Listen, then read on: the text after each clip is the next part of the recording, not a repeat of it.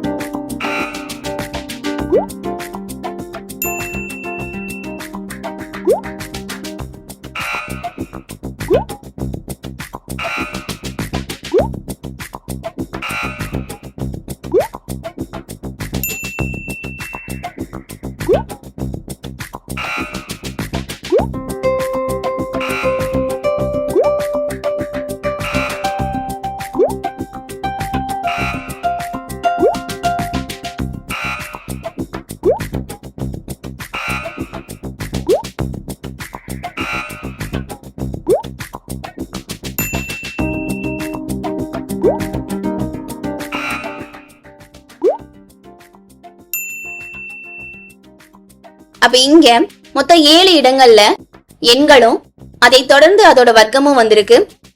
அப்ப option D 7 தான் சரியான விடை. டிக் பண்ணிக்கோங்க.